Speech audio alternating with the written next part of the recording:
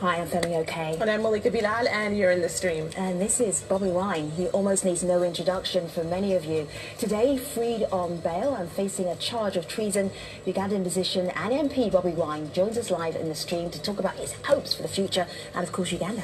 And you can be a part of this conversation too. Send us your questions for Bobi on Twitter at AJStream or to our live YouTube chat.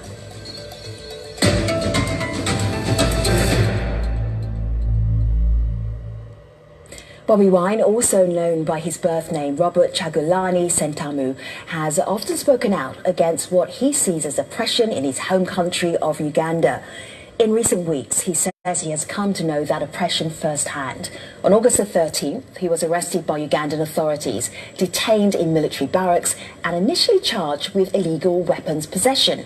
Now, upon his departure from military court, he was rearrested and charged with treason.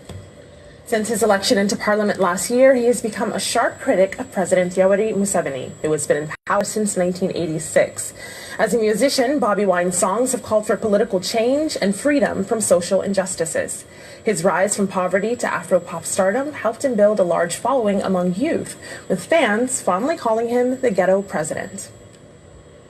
So, Bobi Wine, it's so good to have you here in the studio in Washington, D.C. We have spoken to you a couple of times. We had no idea that you would ever end up right here in D.C., but for not good reasons. I'm looking at some of your compatriots who were also in conflict with security forces, with soldiers as well. And I'm wondering if you can actually help us out and let us know what happened to them. Because this story isn't just about you, it's about what happened to some of them. Just looking here at an MP who relapses after being taken off life support machines. You'll see his picture there. Who is that? Tell us about his story. Thank you, Femi. I'm privileged to be here, finally, physically. Like you said, this is not just about me. It's about very many people who were arrested with 33 others. The Honorable Francis Zake continues to fight for his life in a hospital in India. There are other little known personalities, like a lady who had just had a baby by cesarean section, so beaten that by the time I left home she was passing blood. The Honorable Paul Mwiru, who broke his hand, Atiku, whose back got permanently broken, and indeed a few others that had been brutalized even before the 13th, like the Honorable Namboze, who is permanently disabled. She sustained a broken skull. So this kind of brutality was only not new to us. Our case, we just privileged that attracted not only home attention, but attention the world over. And actually, that's why I take it upon myself every day, even against my doctors and family's advice, to try and make use of every opportunity to raise that voice and raise awareness of the brutality that's ongoing back home.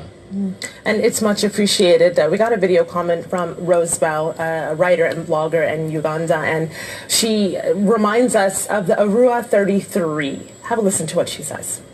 I think it's very important to talk about political violence that happened in Arua beyond the figure of Bobi Wine.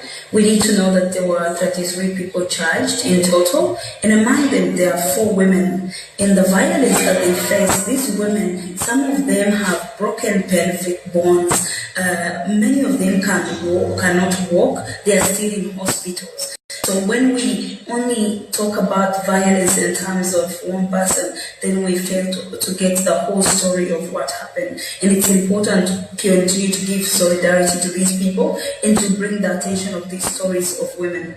But what is very important is to know that often when women are caught up in political contestations, in that violence, their stories tend to go at the bottom of the pack. So she mentions women being at the bottom of this pile when people think about those who are injured, but also she mentions the Arua 33, those who are also charged. What do you know about them and their cases? Well, like I said, very many were brutalized, very many people were beaten. I've mentioned a few of them. If I was to mention all of them, we would maybe take most of the time of this show. There's another lady that cannot go off my mind called Sauda Madada. She's still in hospital in Kampala. Many of them are in hospital. But most importantly, I would thank God that Some are in hospital still fighting for their lives, and indeed I'm here speaking for them. But there are those that pay the ultimate sacrifice. For example, my driver, Yasin Kauma, the guy who took the bullets that probably were meant for me, he lost his life. He was killed by the security forces. And many others continue to be killed in what government claimed were riots, but indeed there were moves to, create more fear within the population. You posted a picture of your driver, and it was so horrific we couldn't actually share it. We did a stream show very close to that incident, and you posted it so everybody could see. You saw that, and this is your reality. This horror, this violence, people, your friends, people close to you are dying. How do you then strategize your way through this? How do you stay sane? Well, we have no option but to try to stay sane.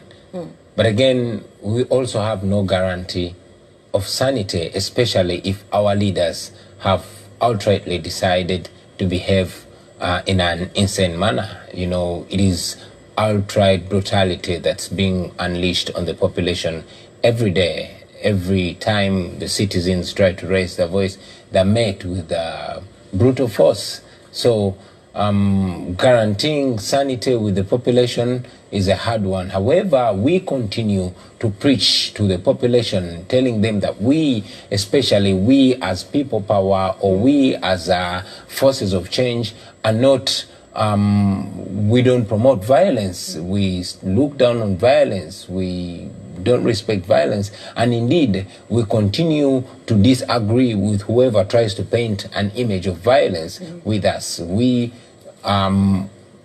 continuously using the constitutional methods of demanding for our freedom, which we believe we shall gain. We got a few tweets that are like the one I'm about to read, and I will say the majority of tweets that we're getting from Ugandans and people from across the continent and the world are in support of your struggle and your story. This is Patriot Anisha. She writes, Bobi Wine is behaving like most opposition figures when they're outside their countries. They want to discredit everything about the government and spread all sorts of lies. This is being investigated, and if he has information about it, he can come in and share it with the Ugandan police. What do you say to people who think this? Well, I don't know how much more information I have to share with the police about the brutal murder of my driver, which was orchestrated by the security forces. I don't know how much more information to give the police about the guns that they claimed they found in my room, and then they later dropped the charges. I don't know where to run for justice when the people that are actually paid to protect us are the ones that are brutalizing us. And I don't know whether it is moral to keep silence about the injustices that are being unleashed on the Ugandan people. I believe that it is important for me to use this voice that was even raised by the common people to raise their plight. Let me remind our audience what happened when Bobi Wine came out on bail. So this was after he was beaten, after he was tortured, and this was the reception that he got. Have a listen.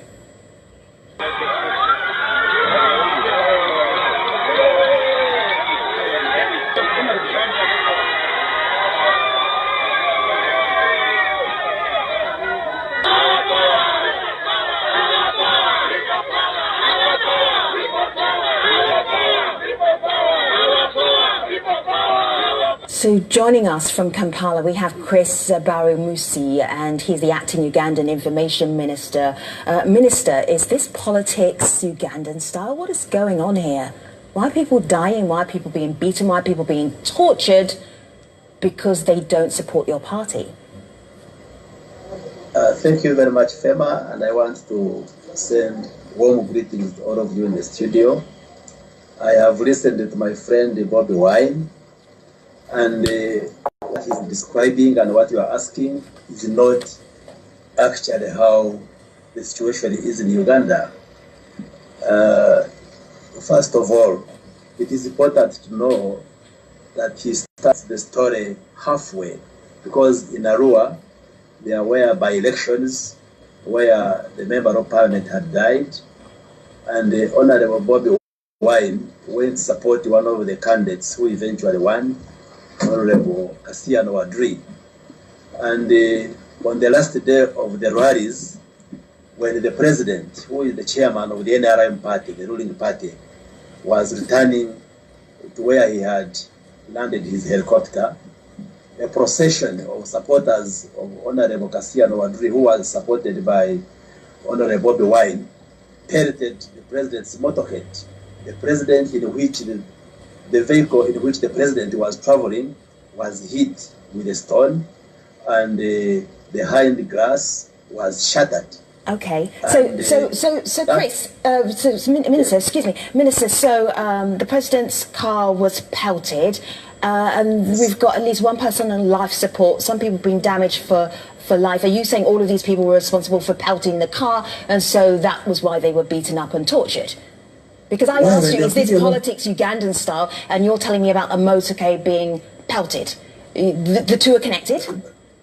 No, the point I am bringing is that before you go into torture or assault, there was violence orchestrated by the protesters who supported one of the candidates. And that's what led to the security officers to swing into action to arrest the suspects, including some of the members of parliament, including Honorable Bobi Wine. So that's what gave rise to the arrests. Bobby, what do you want to ask the minister right now? As you're in the United States trying to heal right now. What do you want to ask the minister right now, live on TV? Well, I could have had so many questions to ask, but sure. The fact that I was initially arrested and 2 machine guns were paraded by the Uganda police and indeed the army, claiming that those weapons were got in my room, and that's the reason they gave for incarcerating me in military detention, which they later dropped.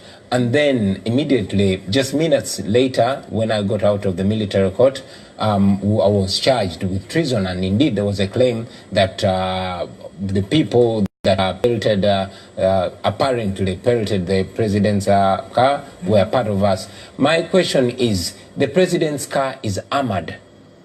Now, why would, first of all, how can a mere stone break an armored car? That is disturbing to me, because the president's car is bulletproof. And then it's being claimed that it was pelted and the glass was shattered. Minister? Well, I am not a security expert, but what I also know is that an armored vehicle, I think, has 2 layers of glass. There is the glass wall which is inside, which is armored, and then the outer glass got shattered. But all these are being investigated by court and police. And since there is a treason case in the court, I wouldn't want to go into details of that. So this, I'm sure Minister, I have to say, as someone who doesn't live in Uganda, this feels incredibly trivial that we're talking about layers of glass on an armoured car, and there's some people who are fighting for their lives and may never be the same. I asked you, is this politics Ugandan style? No, it is important for you to know that the whole problem, which was unfortunate, started from that pelting of the presidential convoy. And that is what gave rise. I hear that. All right. So other than that, there's no other violence, there's no other reporters being beaten up, nothing else happens, just because of a car being pelted belonging to the president? No, probably, if you want me, I can say that, you see, we have a constitution, and in Uganda, to access a political office, you must subject yourself to the population. Like Bobi Wine did when he wanted to become a member of parliament. He stood in one of the constituencies and he was voted. Now, the opposition, sections of the opposition, seem to be desperate. They now think they cannot dislodge the NRM government through the electoral process. And they have decided to use violence as a way of accessing power. And we have had a number of by-elections in the last few months where members of the opposition have facilitated this kind of violence. We recently had by-elections in Bujiri, in the Jinja East constituency, then in Arua, where we have seen this kind of violence. So there is So, Minister, I hear what you're saying. I hear that you are saying that the opposition or some opposition members have used violence as a way of accessing power. Unfortunately, online, that is not what people believe. I want to read 2 tweets, and I'll direct them to you first before giving them to Bobi Wine. This is Arua Boy. I just want you to listen to this because this is scary, really. Arua Boy says, honestly, knowing our government, I am worried about Bobi's safety as soon as he lands back there. What I want to know is if he isn't worried about how he will be treated when he returns. Another person asks, my only question, how does he plan to stay alive? It's unlikely that he's not on a hit list. And so while I'll get Bobi Wine's answer on this, I want to know from you as a member of the government, an acting information minister, what will you do to ensure his safety? No, Bobi Wine is extremely safe. He is in court. He has been released on bail.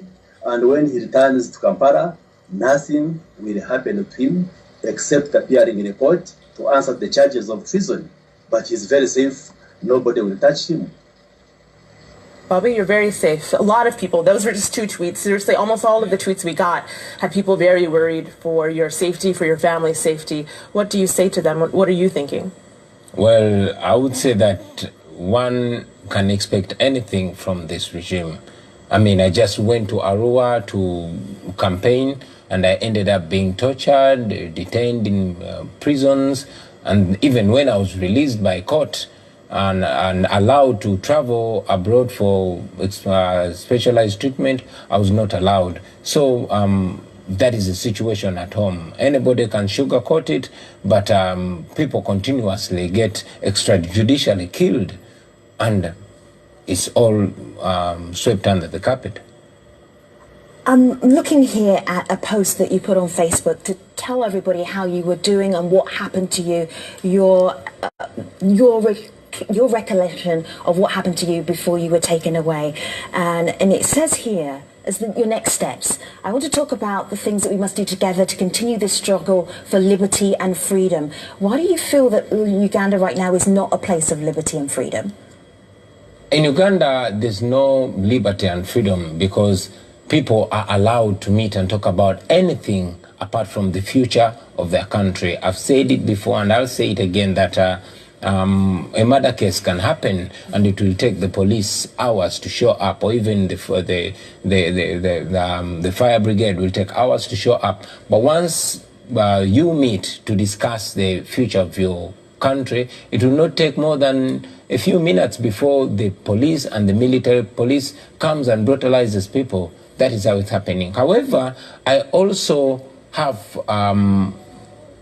conviction that because Uganda is full of mainly young people, they are anticipating a future that they only imagine.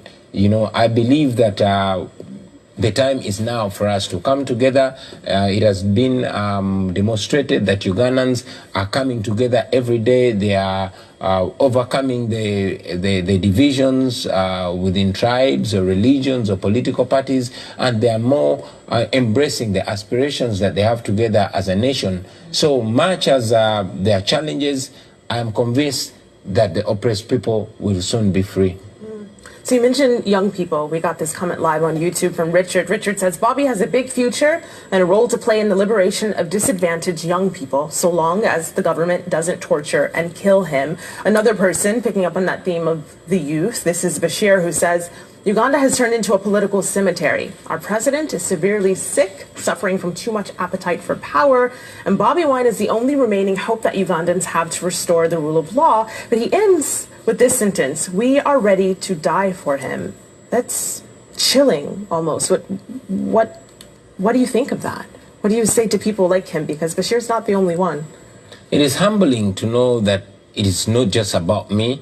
It is about all of us, and I've said it many times that this should not be reduced to just me or to just a small section of people. We are more than 44 million Ugandans, 85% of which are younger than me. I'm 36, but 85%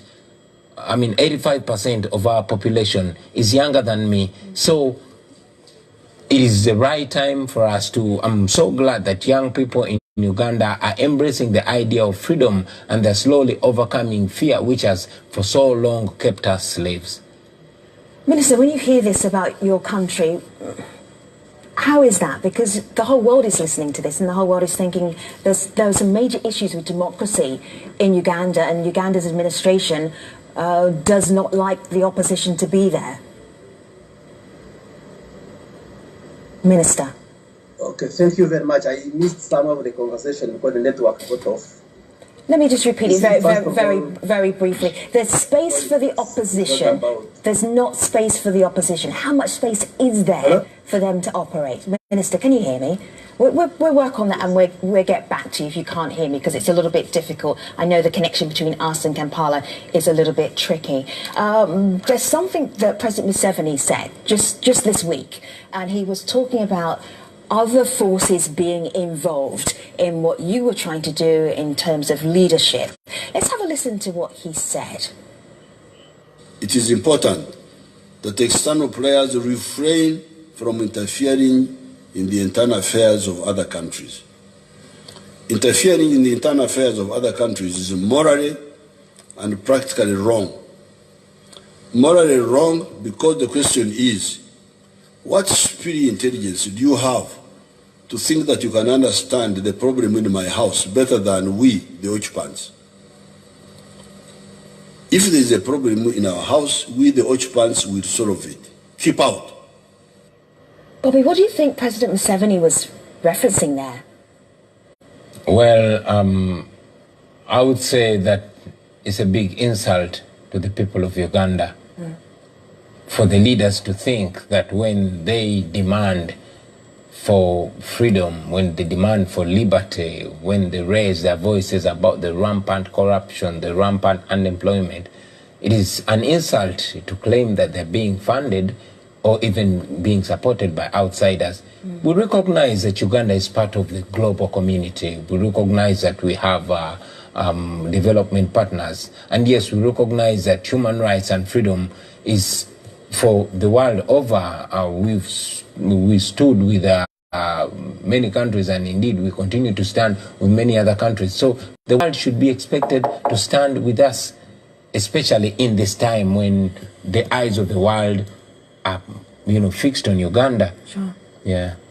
The eyes in the world are also, many of them, fixed on you. I wanted to bring our attention to the back wall behind Femi, and these are just some of the images and Instagram posts that people have been using and posting with Free Bobi Wine and Bobi Wine as the hashtag. At one point, in just a day, there were 97,000 mentions of that hashtag, and that's across the world. So clearly people are watching this story.